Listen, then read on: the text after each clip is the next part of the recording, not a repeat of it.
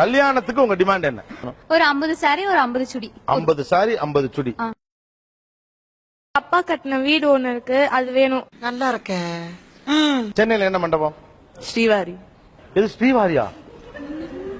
ஒரு நாள் வாடகை தெரியும்ல?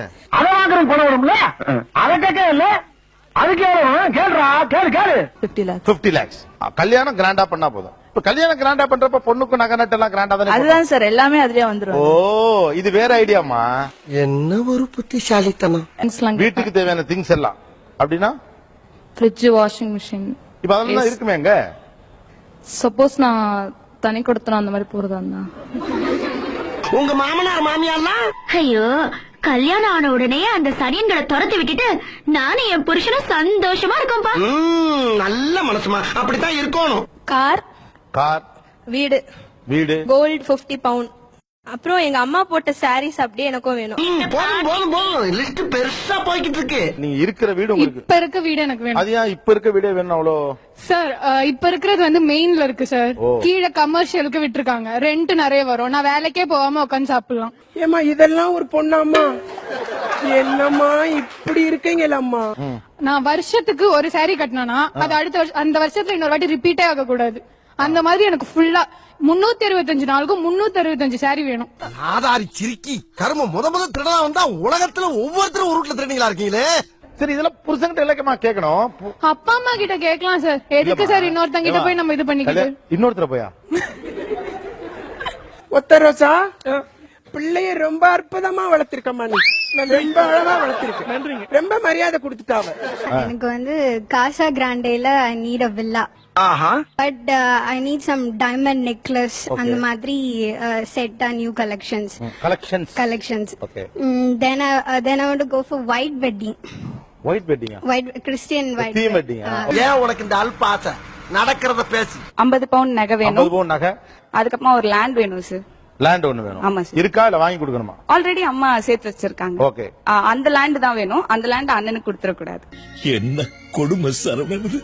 ஓகே, இப்போ உங்களுக்கு 50 பவுன் நகை போட்டாச்சு, மாப்பிள்ளைக்கு 10 பவுன் போட்டாச்சு, உங்களுக்கு தேவையான நகை இது துணிமணி எல்லாம் எடுத்து கொடுத்தாச்சு, கிராண்டா கல்யாணமும் பண்ணியாச்சு. நாளைக்கு அண்ணனுக்கு வேணும்ல? அவன் வந்து இன்ஜினியரிங் படிக்கிறான் சார். நீங்க என்ன படிக்கிறீங்க? Arts sir. எடுக்கிறது பிச்சை, பேசுறது ஏகத்தாளமா பேசுற. அதுக்கப்புறம் வெட்டிங்ல வந்து ரொம்ப பெரிய டிமாண்ட் இல்ல. வெட்டிங்ல வந்து சாதாரண என்ட்ரி மாதிரி வராம மாப்பிள்ளையும் பொண்ணும் ஒரு வேற ஒரு என்ட்ரில வந்தா நல்லா இருக்கும். ஒரு ஹெலிகாப்டர்ல வந்து இறங்குற மாதிரி. இது நம்ம லிஸ்ட்லயே இல்லையே. அடேங்கப்பா. பையன் வீட்டுல ஒரு 30 சவரன் அப்படி கேக்குறாங்கன்னா எனக்கு அதை விட டபுளா தரணும். அவங்க கேக்குறத விட டபுளா தரணும்.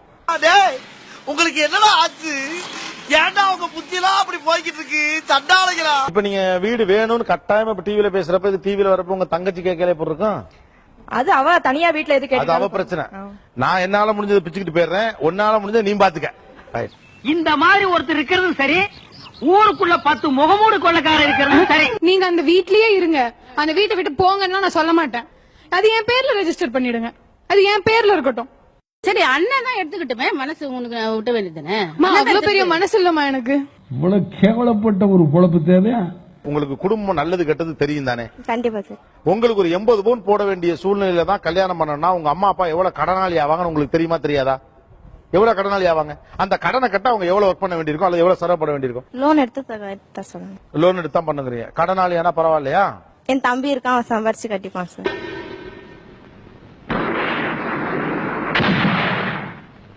தம்பி வந்து அடைச்சுக்கிட்டுங்கிறாங்க. ஐயோ, என் பிள்ளைய கடங்காரனாக்க நாங்க விட மாட்டோம் சார். அது அவங்க பிரச்சனை. தம்பியை கடங்கார ஆக்குறாங்களோ இவங்க கடங்கார ஆகுறாங்க. எனக்கு தேவை 50 பவுன் நகை வேணும். எவ்வளவு பெரிய கேவலம் தெரியுமா? உங்களுக்கு கடன் வாங்கி லோன் பட்டு அது உங்க தம்பி கட்டா பரவாயில்லன்னு சொல்றீங்க. எனக்கு புரியவே இல்லை. பாசம் இருந்தா எதனா பண்ணல சார். அவன் கண்டிப்பா பண்ணுவான். அக்காக்குன்னா அவன் கண்டிப்பா பண்ணுவான். அதுக்குன்னு என் பிள்ளைய நீ கடங்காரன் எப்படி? சரி, அவன் நீ ஆயிக்கோ கடங்காரனா. ஆனா do you think that you are நியாயம்? கண்டிப்பா நான் நியாயமா தான் இருக்கேன். நியாயமா தான் இருக்கீங்களா? இதுக்கெல்லாம் பேர் எனக்கு தெரியுமா? மாப்பிள்ளைக்கு ஐயோ அம்மா 20 சவரம் நான் கல்யாணம் பண்ணிக்க மாட்டேன். முடியும். பாத்தீங்களா? வேண்டாமா? வேணுங்களா? உங்களுக்கு வரப்போற கணவர் அவரு அவருடைய தங்கச்சிக்கு கல்யாணம் பண்றதுக்காக ஒரு 2-3 லட்சம் ரூபாய் கடன் வாங்கிட்டு தங்கச்சி கல்யாணம் பண்ணிட்டு அந்த கடனோட உங்களை கல்யாணம் பண்ணிக்கிறார். ஓகே உங்களுக்கு? கடனை அழிச்சிட்டு கடனை முடிச்சிட்டு வந்தா கல்யாணம் பண்ணி. ஓகே, அந்த கடனை முடிக்க 5 வருஷமாவது ஆகும். அதனால அவருக்கு 30 வயசுல கல்யாணம் பண்ண வேண்டியவர் 35 வயசுல கல்யாணம் பண்ணுவாரு. பாவம் இல்லையா? பாவம். அவரே பாவம்னா உங்க அண்ணன் பாவம் இல்ல? ஐயா ஒன்னு சொல்றேன் கேட்டுக்கங்க, அதையே அனுபவிச்சு சொல்றேன்.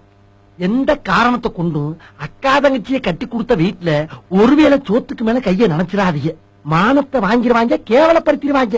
நான் ஃபார் மை ஹஸ்பண்ட் தான். அந்த மாதிரி என் ஹஸ்பண்ட் கஷ்டப்படக்கூடாதுன்னு நான் வந்து எங்க வீட்ல இருந்து கேக்குறதுல. ஆனா அப்பா எப்பயாவது வாழ வேண்டாமா பாவம்? உங்க வீட்டுக்காரர் ஓடாம அப்படியே உங்களோட உட்கார்ந்துக்கணும்னா உங்க அப்பா எப்ப வாழ்வாரு, இல்ல உங்க அம்மா தான் எப்ப வாழ்வாங்க?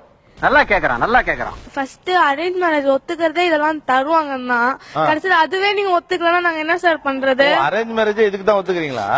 ஐயோ ராஜா, நீ கேட்டையாடா? இவதாண்டா தமிழ் பொண்ணு. பெரிய மண்டபத்துல கல்யாணம் பண்ணணும்.